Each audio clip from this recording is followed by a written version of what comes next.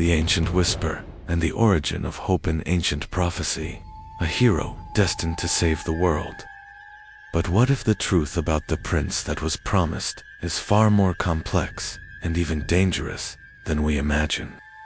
Prepare to unravel the whispers of a destiny that echoes through the ages, that shaped head kings and set realms ablaze, and whose promise of salvation comes with a terrible burden.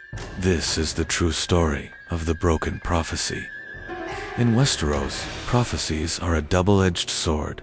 For many, they are nothing more than old women's tales and superstitions, stories to frighten children on winter nights. The Mesters, in their pragmatic wisdom, view them with skepticism, preferring logic and but for others, for those with Targaryen blood or a deeper connection to the magic that pulses beneath the world, prophecies are undeniable truths, whispers of the future, causto duty that cannot be ignored. They are the essence of hope, and also the root of great tragedies. The history of Westeros and Essos is filled with legends, but few carry the weight and meaning of the Azor Ahai prophecy. This is the primordial legend, the song of a legendary hero who emerged in a time of great darkness, the first long night. The narrative of Azor Ahai is an echo of a lost age, a time when the world was plunged into an eternal winter, and light itself was threatened by creatures of ice and darkness. The prophecy tells that Azor Ahai, a legendary warrior, forged a sword amidst suffering and sacrifice. This sword, Lightbringer, was the only weapon capable of repelling the darkness and saving the world. The forging of Lightbringer is a crucial part of the legend, a tale of insuperable despair and sacrifice. Azor Ahai tried to forge the sword 3 times. In the first, he worked for 100 days and nights, but when he plunged it into water, the blade shattered. In the second, he worked for longer, and when he plunged it into the heart of a lion, the blade shattered again. Pain and despair consumed him. In the third and final attempt, Azor Ahai worked for 30 days and nights without rest. At the end, he knew that for Lightbringer to be complete, it would demand a supreme sacrifice. He plunged the glowing blade into the heart of his own wife, Nyssa, whom he loved more than life itself. Her scream, legend says, cracked the moon, and her soul, along with her love, became part of the sword, giving it the power to shine and to repel darkness. With Lightbringer in hand, Azor Ahai led men against the creatures of the night and repelled them, bringing dawn back to the world. The Azor Ahai prophecy is often intertwined with, or seen as an original version of, the prince that was promised prophecy. This is the legend that speaks of the return of a hero, born from the dragon lineage, who will wield a sword of light and bring eternal summer, saving the world once again from darkness. Its roots are deep, delving into the cultures of old Valyria and the ancient realms of old Geese, the ancient books, and the draconic dream self. The Targaryens carry these whispers, but the exact interpretation and the signs are often enigmatic and open to many readings. The Azor Ahai and the prince that was promised. Prophecy is punctuated by signs and symbols that serve as clues to its identity and destiny. The promised hero must be born amidst smoke and salt and under a bleeding star. These signs are enigmas, for they can be interpreted literally or symbolically. The bleeding star, for example, could be a comet, a blood stain, or a meteor. Smoke and salt could refer to a coastal city in flames, or a birth in a specific location. The prophecy also speaks of the awakening of dragons, and of a hero with Targaryen blood, the blood of the dragon, the time of magic's return, of the hatching of dragon eggs. All this is seen as a harbinger of the savior's coming. The hero must be an embodiment of fire, a champion against the advancing ice. This mythology, though ancient, was never forgotten, especially by those with Targaryen blood who felt the weight of the prophecies.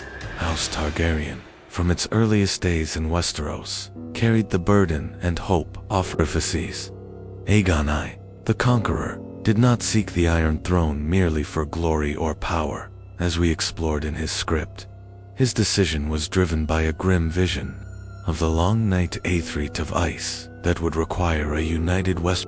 He believed that his conquest was thy first step to prepare the realm for the prince that was promised, for the true enemy. His dynasty was founded on this belief, on the need for a dragon king to save the world.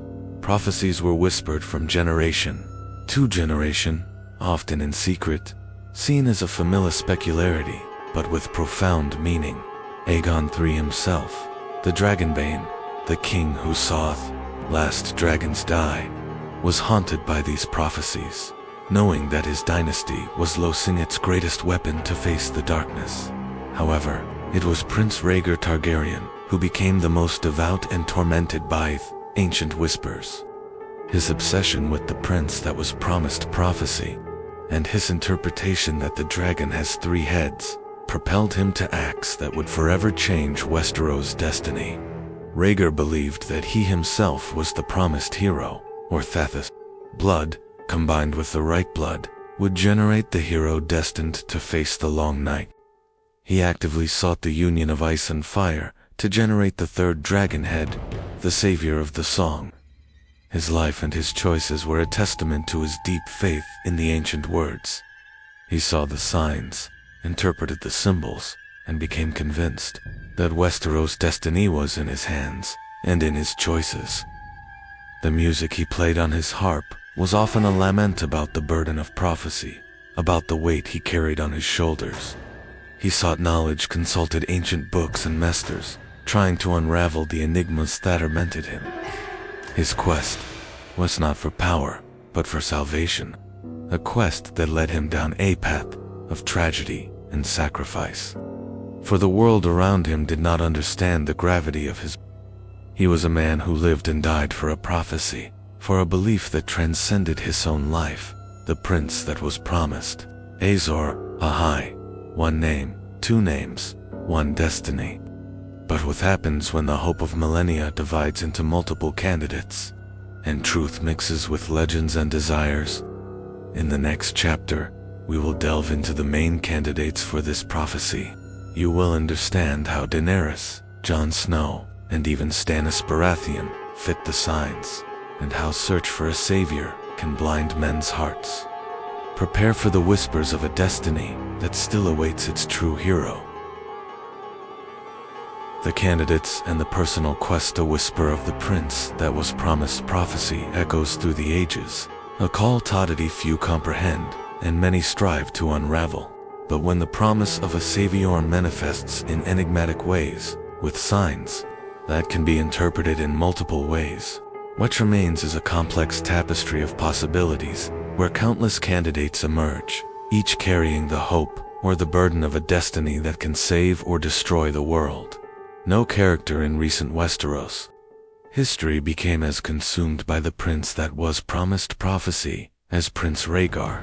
His obsession was not an academic pastime, but a personal and desperate quest. Rhaegar believed, with a conviction that blinded him to political and personal realities, that he himself was the promised savior, or that his blood, combined with the right blood, would generate the hero destined to face the long night. He delved deeply into ancient texts, especially those that spoke of the dragon having 3 heads, interpreting this as the need for 3 individuals of dragon blood to lead the final fight. His most famous and tragic interpretation involved the union of ice and fire. Rhaegar concluded that the savior would need a unique combination of lineages, the fire of the Targaryens and the ice of the Starks. This belief led him to his fateful encounter with Lyanna Stark at Harrenhal, and subsequently to her supposed abduction and his stay at the Tower of Joy. For Rhaegar, taking Lyanna was not an act of forbidden passion, but an act of cosmic duty. He saw in Lyanna the ideal partner to generate the 3rd dragon head. The baby would complete the prophecy and be the true savior. Rhaegar's tragedy lies in his failure to balance destiny with reality. His single-minded quest for prophecy led him to ignore the consequences of his actions. The death of his father's and Lyanna's brother, the humiliation of his wife Ilya, and the beginning of Robert's rebellion a war he had inadvertently ignited. Rhaegar lived and died for his interpretation of prophecy, becoming a tragic hero for some and the greatest villain for others, demonstrating the dangers of blindly clinging to a truth that can be misinterpreted. His life was a testament to the burden that prophecy can impose on an individual. After the fall of the Targaryen dynasty and Rhaegar's death, the prince that was promised prophecy seemed forgotten, but it would resurface with renewed force in the figure of Daenerys Targaryen, the last heir of the dragon lineage. Daenerys' life, from her humble birth at the end of Robert's rebellion to her ascent as the mother of dragons, is punctuated byzants that many believe make her the strongest candidate for the prophecy. She was born amidst smoke and salt on Dragons, a rocky coastal island.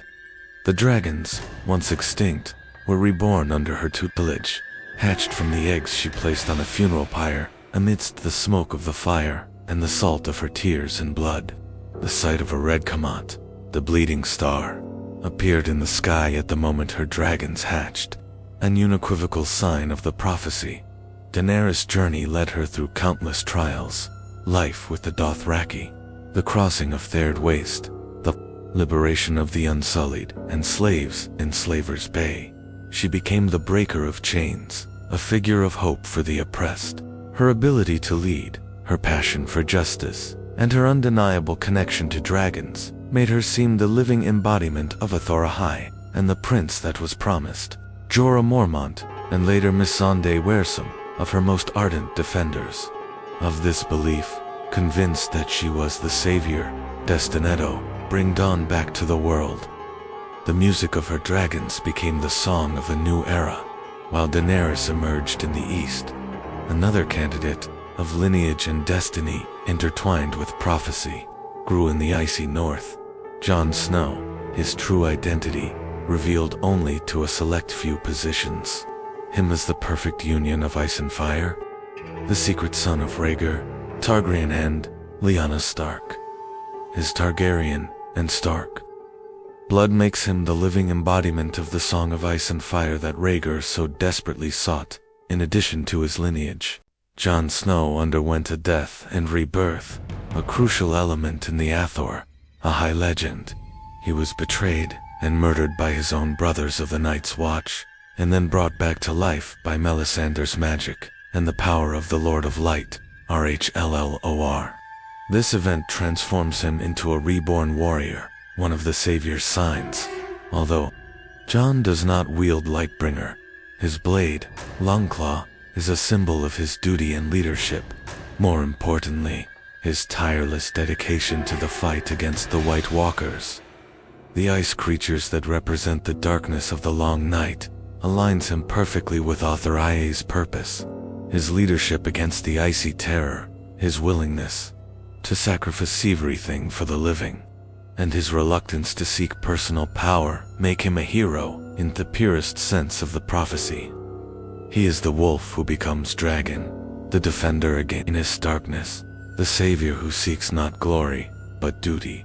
Amidst this gallery of powerful candidates, an unexpected figure emerges, ardently defended by a priestess of fire, Stannis Baratheon. The Red Priestess, Melisandre, a devout follower of lore, believed with unshakable faith that Stannis, Robert's brother, was Azor Ahai. She saw signs everywhere, interpreting Stannis' events and characteristics to fit the prophecy. Interpreted Stannis' birth under a bleeding star, a comet, or a bloodstain from his mother at the time of birth, according to her interpretation, and his drawing of fiery sword from a warrior's statue as unequivocal signs that he was the prince that was promised and Azor Ahai. She encouraged him to burn idols of the seven, to embrace the magic of fire, and lead the fight against the darkness she felt approaching. Stannis, a man of rigid duty and little imagination, accepted this role with his characteristic seriousness, believing it was his duty to fulfill the prophesied destiny. However, Stannis' journey to become the savior was marked by failures and controversies. His Lightbringer proved to be an ordinary sword, imbued with illusory magic. His sacrifices, such as the burning of his own daughter, Shiran, on a pyre to appease the Red God and ensure victory, shocked many and stained his reputation. Stannis' story is a grim reminder of the dangers of blind faith and fanatic interpretation of prophecy, showing how the search for a savior can lead to acts of cruelty and a tragic end beyond the main candidates.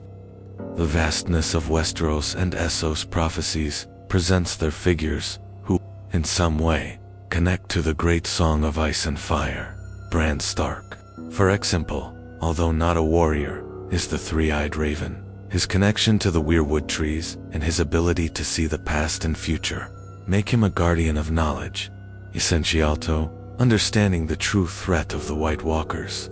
His journey is one of knowledge, not direct combat, a different kind of savior. Some fan theories even speculate about Jaime Lannister, who wields a sword forged from Valyrian steel, which would have been forged from Lightbringer in a way, and whose character arc involves a profound moral rebirth.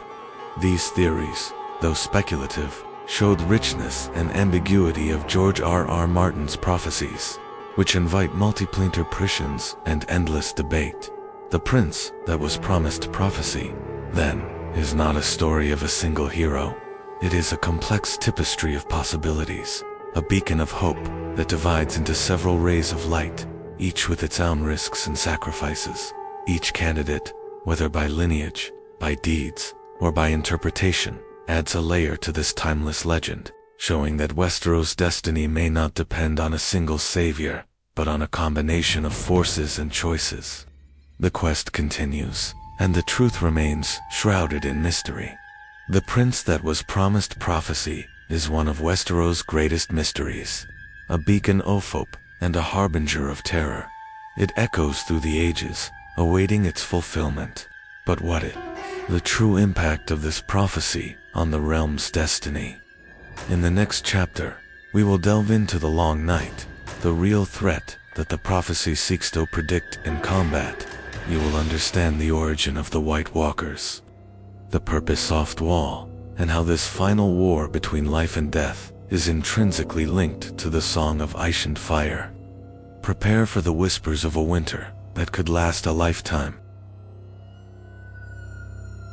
The distorted prophecy and the burden of destiny prophecies, in their essence, are whispers of the future, veiled truths that manifest through symbols and signs. However, their ambiguous nature and the human propensity to interpret what is not fully understood make them a source of great danger. When faith becomes blind and understanding is distorted, prophecy, which should be a beacon of hope, can transform into a path to tragedy, a burden too heavy for anyone to bear. King Aerys Targaryen, in his decline into madness, is one of the most tragic examples. Ofo prophecy can be terribly distorted. Aerys, tormented by nightmares and paranoia, also fixated on the prophecy of the dragon, has 3 heads and the need for a Targaryen rebirth. However, his sick mind interpreted this in a perverse and literal way. He did not seek hires in a sacred union, but rather the rebirth of literal dragons, believing they would make him invincible and purify the realm of his enemies. His obsession with wildfire was not just a mania, but a distorted way of fulfilling prophecy. He saw wildfire as the true dragon flame, the means of his purification and his power. Aerys was convinced that, by burning his enemies and even his own capital, King's Landing, he would be acting as a dragon, purifying the world. His delusional mind believed that, from ashes, he would be reborn as a true dragon, and that this would be the final concretation of the Targaryen prophecy. This interpretation led to unimaginable acts of cruelty, to the planting of wildfire throughout the city, and to his own annihilation, sealing the fate of his dynasty. He transformed hope into a weapon of mass destruction. Prince Rhaegar, in turn, although motivated by noble intentions to save the realm from the Long Night, was also a victim of his own interpretation, leading to tragic and devastating consequences. Rhaegar fervently believed in the prince that was promised, prophet, and the need for 3 dragon heads to sing the song of ice and fire. His search for a 3rd head, and his interpretation that the savior would need Ice Stark and Fire Targaryen blood led him to his fateful encounter and supposed abduction of Lyanna Stark for Rhaegar. This act was not a whim, but a sacred duty. He prioritized an abstract cosmic mission over immediate political realities, family honors, and human cost. He believed that, by generating the 3rd dragonhead, he would be guaranteeing the world's salvation, and that the means would be justified by the end. His tragic flaw was not foreseeing the fury his actions would unleash. He underestimated the impact of humiliating his wife Ilya, disrespecting the Starks and Baratheons, and how Hyzax would be perceived by the realm as an unacceptable betrayal. His father's madness, Aerys, and Robert Baratheon's passion transformed his prophetic actions into a brutal civil war that consumed the realm. Rhaegar died at the Trident, a tragic hero who, in his quest for a greater destiny, inadvertently ignited the pyre of his own realm and his family, proving that even the purest intentions can lead to disaster when interpretation is flawed and reality is ignored. Prophecy can also be a tool, an instrument of manipulation in the hands of undividables. Melisandre, the Red Priestess, is a prime example of this. Her blind faith in the Red God R'hllor, and her unshakable conviction that Stannis Baratheon was Azor Ahai born, led her to distort signs and commit acts of cruelty in the name of prophecy. Melisandre interpreted every event, every shadow, every whisper to fit her narrative, of Stannis as the savior. She used prophecy to influence Stannis, to incite him to burn idols, to sacrifice innocents like the tragic Princess Chiron on pyres of fire, believing that Theseax would increase Stannis' power and ensure victory against darkness. Her faith was so absolute that she did not see the moral consequences of her actions, only the fulfillment of destiny. This manipulation of prophecy demonstrates the danger of fanaticism and religious zeal. Prophecy, which should guide, became a means for Melisandre to impose her own worldview and power, leading Stannis' life to a tragic end and staining his legacy. The Savior's burden, in Melisandre's interpretation, demanded unthinkable sacrifices, and she was willing to pay them, even with the lives of others. Prophecy, then, is not just about what the future holds, but about how men use that vision to shape and often destroy the present. Beyond the dangers of misinterpretation and manipulation, prophecy imposes an overwhelming burden on the shoulders of the supposed savior. Being the prince that was promised is a weight that can crush the soul of any individual. The expectation of saving Thorold, of being the only hope against an existential threat, can rob one of freedom, humanity, and even one's own sanity. Jon Snow and Daenerys Targaryen, both carrying the weight of being potential saviors, demonstrate this burden. Jon, in his reluctance to seek power, and in his constant struggle between duty and his own desires, shows the weight of a prophecy he did not ask for. He is dragged into the war against the White Walkers not by ambition, but by a sense of responsibility that the Azor Ahai prophecy compels him to assume. His own death and rebirth are part of this burden. Daenerys, in turn, although she embraces her identity as the mother of dragons and the breaker of chains, eventually succumbs to the weight of expectation and the cycle of violence that surrounds. Her quest for a better world transforms into tyranny, and her final madness can be seen as the result of a prophetic burden that became too heavy to bear. Prophecy promised a savior, but it did not promise that the savior would remain intact. Isolation, others' misunderstanding, and the magnitude of the mission can lead to dark paths. Prophecy, thus, is not just a script. It is a test, a trial by fire for the soul. Westeros, history, like life itself, is cyclical. The prince that was promised prophecy and the Azor Ahai legend are not isolated events in time, but a recurring echo, a song that repeats throughout the ages when darkness threatens. The idea that the long night did not occur only once, but that it is a threat that returns periodically, with different heroes emerging to face it, adds a layer of depth to this mythology. Prophecy is not a fixed script, but a warning, a guide for those who are willing to listen and to fight. It does not take away characters' free will, but invites them to accept a destiny. They still make choices, but these choices are made under the shadow of prophecy, driven by the need to combat darkness. History rhymes, as they say. Legends repeat, and heroes in different forms emerge to face the same primordial enemy. The understanding of prophecy, then, is not to be interpreted blindly, but to be used with wisdom, with a deep understanding of the lessons of the past. The burden of destiny is heavy, but the song of ice and fire continues to be sung, waiting for those who hear it tones where its call. Not just with force, but with the wisdom not to distort it. The prince that was promised, and Azor Ahai prophecy, is one of Westeros' greatest mysteries, a beacon of hope and a harbinger of terror. It echoes through the ages, awaiting its final fulfillment. But what is the true impact of this prophecy on the realm's destiny? In the next chapter, we will delve into the long night, the real threat that the prophecy seeks to predict and combat. You will understand the origin of the White Walkers, the purpose of the wall, and how this final war between life and death is intrinsically linked to the song of ice and fire. Prepare for the whispers of a winter that could last a lifetime. Westeros' destiny and the unfinished prophecy. The long night loomed over Westeros, an ancient threat that the Azor Ahai and the prince that was promised prophecy sought to predict and combat. Amidst wars of men and disputes over an iron throne, the true enemy, the advancing ice, awaited its moment.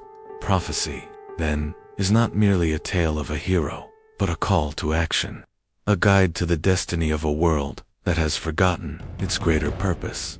The way the prince that was promised prophecy unfolds, and is resolved or not, in the Game of Thrones narrative, is a point of great fascination and debate, especially when comparing the television series with George R.R. Martin's A Song of Ice and Fire books.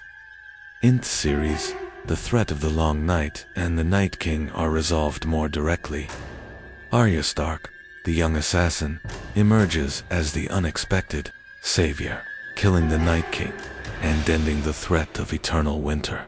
Jon Snow, with his Targaryen and Stark blood, plays a crucial role in uniting human forces.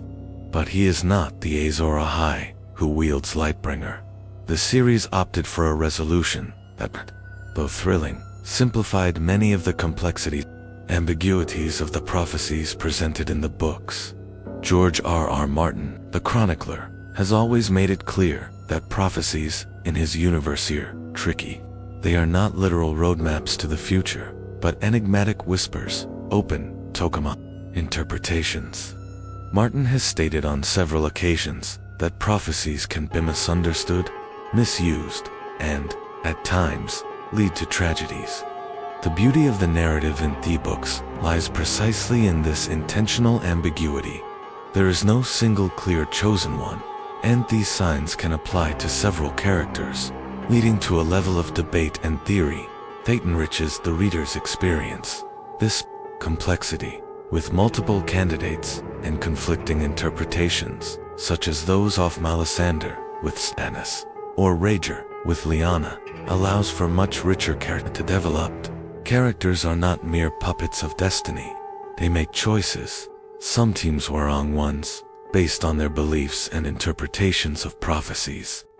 This makes their journey more human and more tragic, for the burden of prophecy can lead to dark paths and unthinkable sacrifices.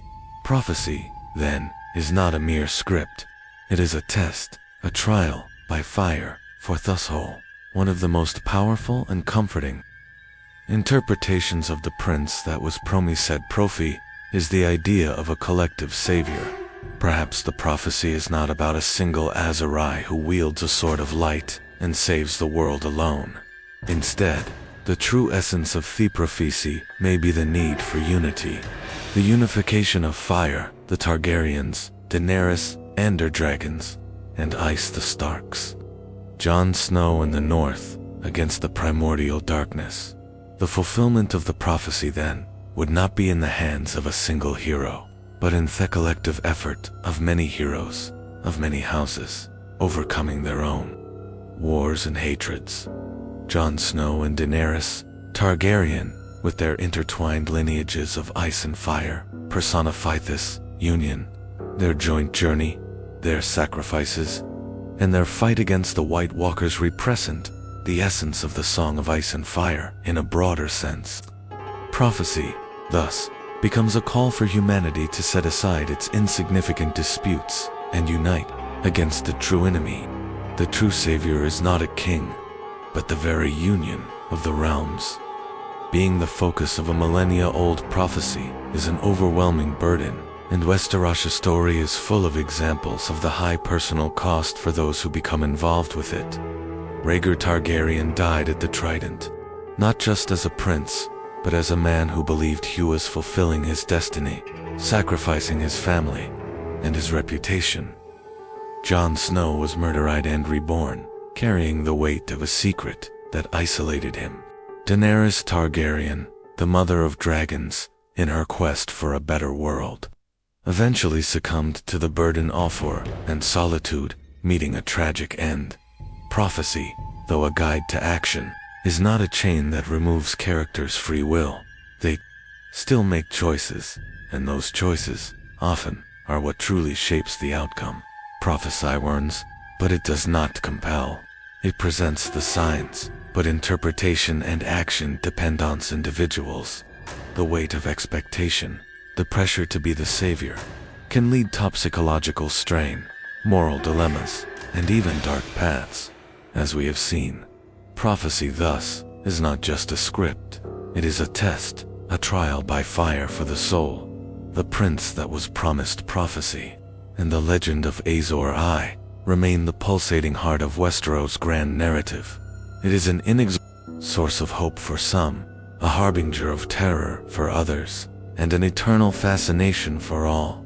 Even with the end of the television series, the prophecy in George R.R. Martin's books continues to unfold, maintaining its ambiguity and its promise of a destiny yet to be fully revealed. While the Long Night and the White Walkers may have been faced, in one way on screen, the prophecy itself, with its layers and interpretations, continues to be fertile ground for theories and debates. The savior may be one, may be many, or perhaps the true savior is humanity's own ability to unite. Prophecy is, in its essence, the story of Westeros, a tale of destiny and free will, of light and darkness, of ice and fire. It is an unfinished song, waiting forth next verses. The Iron Throne, a symbol of power, forged in fire and blood. In the next Whispers of Westeros, we will explore the true history behind the iconic Seat of Kings, its secrets, its legends, and the destinies it sealed. Prepare for the whispers of a throne that never brought peace.